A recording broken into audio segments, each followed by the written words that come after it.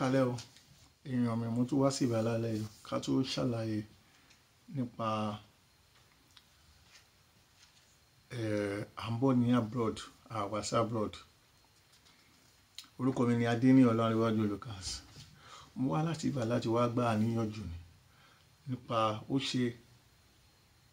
à ń gborí omi wá sí abroad, àgbà orí omi wá sí abroad. Èmi kàn wá láti wá ṣe pé kí nǹkan tí èmi rí, nǹkan tí àwọn òbí báyìí ló yẹ kí n bọ́ síta pé mo ní láti jẹ́ kí n ṣàlàyé kíní fún àwọn èèyàn mi, àwọn tó wà ní Nàìjíríà tí wọ́n ti wà tó yẹ kí wọ́n ìfẹ́ wá sí wọ́n gbogbo èrò wọn níbo wọ́n ìfẹ́ wá sí abroad láti gba orí omi kọjá. So mo kàn wá mo wá lásìkò yìí láti wá ṣàlàyé ọ̀rọ̀ kankan fún wa pé ṣé rí à ń bọ̀ labroad nǹkan tó dáa ni, ó ti yé yín. À ń bọ̀ labroad, ẹ má ṣe mí gbọ́, mi ní kí wọ́n má wá sí abroad o. Tí wọ́n bá wá sí abroad tó bá mọ nǹkan tó ń ṣe, life ẹ̀ á ṣe kíni, á yàtọ̀ sí Africa tó ti ń bọ̀. But nǹkan tó wà ńbẹ̀ tèmi rí fún tèmi ni o, mi mọ̀ ti àwọn another person mi ò pé àwọn tó ń gba orí omi kọjá wípé ọlá pé à ń bọ̀ ní abroad. Ṣé nígbà tí mo wà ní Nàìjíríà mi gbọ́ rí, àwọn míì ti lè gbọ́ o wípé wọ́n gbọ́ orí omi kọjá o. Bí aside ibi tèmi wà tèmi gbé èmi ò gbọ́ rí pé wọ́n gba orí omi kọjá. Nǹkan tèmi máa ń gbọ́ ni pé wọ́n gba aeroplane ló máa gbé wọn wá láti ìlú tó bá wà, ìlú ẹ̀ á gbé wá sí abroad síbi tó ń bọ̀. So bí nǹkan tí wọ́n máa ń sọ ni pé ìgbà tèmi débí báyìí tí wọ́n ń ṣù ẹ̀ nínú TV, tí wọ́n ń ṣù ẹ̀ nínú TV, tí wọ́n ń ṣù ẹ̀ nínú Al Jazeera, tí wọ́n ń ṣù ẹ̀ nínú CNN, tí wọ́n ń ṣù ẹ̀ nínú Sky News ni mo rí pé àwọn èèyàn wọ́n risk life wọn pé torí pé a fẹ́ gba ìlú kan gba orí omi láti bẹ̀rẹ̀ wá sí abroad ń bí báyìí. Ẹ̀yin èèyàn mi, ọjọ́ tí mo wò nínú TV tí mo rí mi ì rí sójú o. Àwọn tó gba bẹ̀ kọjá náà lè sọ, but ìwọ̀nba tèmi rí tí mo fojú ara mi rí nínú TV, àwọn èèyàn mi ẹjọ́ kò easy. Àwọn ìgbà tí mò ń bọ̀ tí mo wọ flight gan tí mò ń bọ̀ ń bí báyìí, tí flight wá fẹ́ land gan, ẹ̀rù ń bá mi gbìgbìgbìgbìgbìgbìgbì sí kí wọ́n á rí orí omi tí mo fẹ́ gbà kọjá, orí omi tó yẹ kí tí mo dẹ̀ máa gbà kò ń ṣọjọ́ kan náà máa fi hàn yàn. Wọ́n lè lo ọ̀sẹ̀ kan lórí omi yẹn wípé wọ́n fẹ́ gba abẹ̀ kọjá. Bí èmi ṣe gbọ́ ni o, mi gba abẹ̀ kọjá o. Nǹkan tó ń sọ fún mi ni pé wọ́n lè lo ọ̀sẹ̀ kan, wọ́n lè lo ọjọ́ méjì láti ọlá pé à ń bọ̀ ní abroad. Ẹ̀yin èèyàn mi ẹjọ́, mo kàn fẹ́ gbà yín níyànjú ni tí ẹ bá rí anybody tó ń sọ fún yín wípé òun gba Africa kan sí Africa kan, òun gba abẹ̀ já sí Europe, ó lè gbà kó rí bẹ́ẹ̀ fóun. Ẹlòmíì lè gbà kó má rí bẹ́ẹ̀ fún. Àìmọye ẹlòmíì tó ti kú òǹlé táwọn parents tó sọ fún àwọn parents ẹ̀ pé òun bọ̀ ní Europe tí ẹ pé kò dé Europe lé ní Africa ìrìn ẹ̀ pín sí. Àìmọye ẹlòmíì tó lè ṣàlàyé fún wọn bó ṣe kú ní Nàìjíríà ọ̀ tó kú ní ìlú ẹ̀, ó dé bíbà láyé àtàlàfíà tó gba ògbóró bọ̀. Ṣé rí gbogbo nǹkan lucky ni, but àwọn nǹkan kan wà tó jẹ́ pé eléyìí kò ń ṣe lucky, risky ni. Èèyàn ṣe kí ni, èèyàn risk life because kò easy. Àwọn tó gba abẹ̀ kọjá náà wọ́n mú ọkàn pé nǹkan tó wá máa ṣẹlẹ̀ ni kó ṣẹlẹ̀, because tí ẹ̀yin náà bá rí orí omi tí wọ́n gbà kọjá, tí ẹ bá rí orí lifeboat tí wọ́n wà, orí lifeboat tó yẹ pé tí in case tí anything bá ṣẹlẹ̀ nínú ship tó yẹ pé àwọn èèyàn 5 sí 6 sí 7 wọ́n pọ̀ jù, wọ́n gbọ́dọ̀ ju 10 lọ. Tí mi máa ń wò pé wọ́n gbọ́dọ̀ ju 10 lọ tí wọ́n fi lè survive, ni àwọn èèyàn bí èèyàn 200 300 náà máa wà lórí ẹ̀ wọ́n pé wọ́n ń bọ̀. Ibi tó dẹ̀ ti ń bọ̀ yẹn tí kíní anything bá ṣẹlẹ̀ lórí omi yẹn, gbogbo àwọn tó wà ńbẹ̀ lásán wọ́n lọ ni o.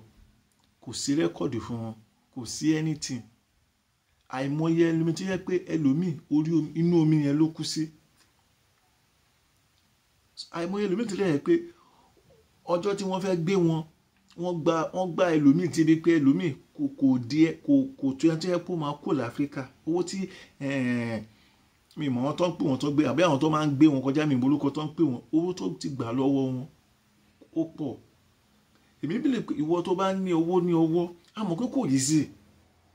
wọ́n mọ̀ pé a lot of people ní Nàìjíríà tó yẹ pé wọ́n fẹ́ máa fi físà jẹun tó yẹ pé ẹlòmíì kò sí nǹkan tó ń ṣe òun máa purọ́ fún yín pé òun fẹ́ gba físà yẹn gba físà ó máa gbó lọ́yìn but èmi believe pé anybody tó bá ní owó lọ́wọ́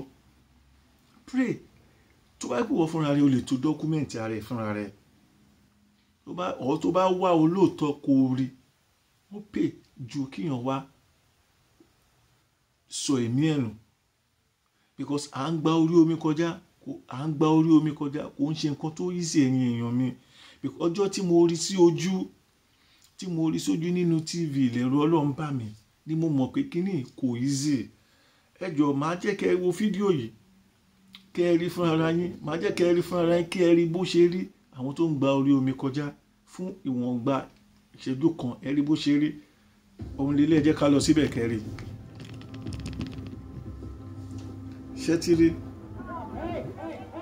ṣẹ́tírí wọn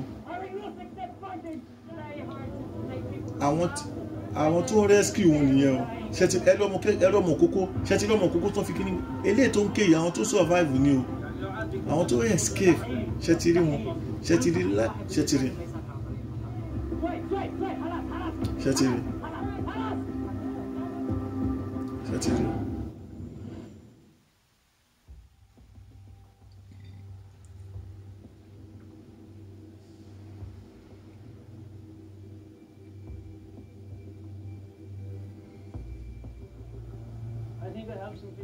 ṣẹ́rí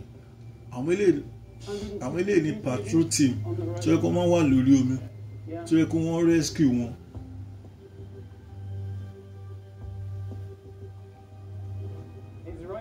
ṣẹ́tírí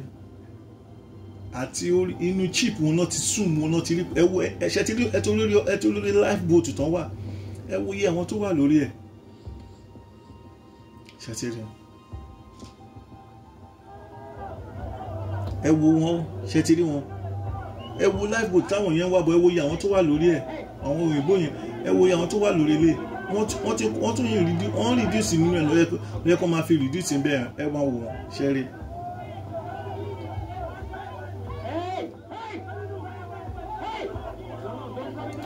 ṣe ti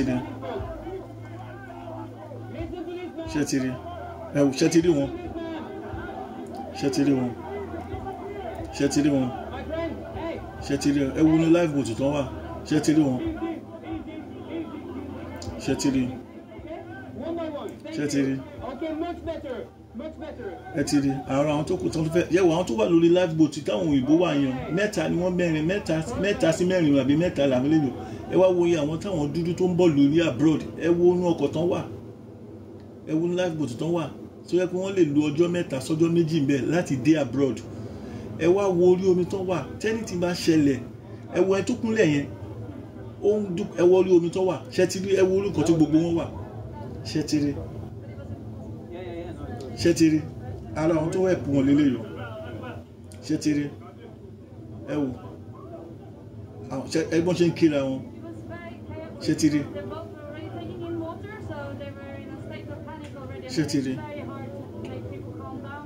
ṣẹ́tírí ara àwọn tó rescue wọn lẹ́yìn ìgbà tó ń rescue wọn tọ́ wọ́n sọ àlàyé nǹkan tó ṣẹlẹ̀ ṣẹ́tírí wọn ṣẹ́tírí ẹ ti láwọn ilé ìsìn irú àwọn ilé tó ń kéyìn sí pé surprise ló jẹ́ fún wọn pé àwọn tó ń gbàbẹ̀ wọ́n ti mọ̀ anything can happen ó ti yé yín àwọn tó rẹ̀ pọ̀ wọn irú àwọn ilé ìsìn mo bá wọn yọ.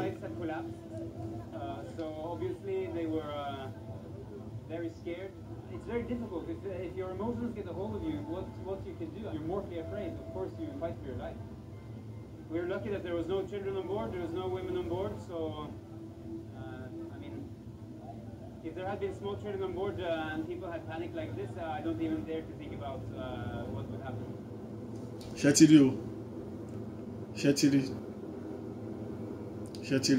ẹ ti rí orí lifeboat tán wá ẹ wo orí omi tó fẹ́ gbà kọjá tó máa lo ọ̀sẹ̀ kan dé abroad nígbà ṣẹ́tírí.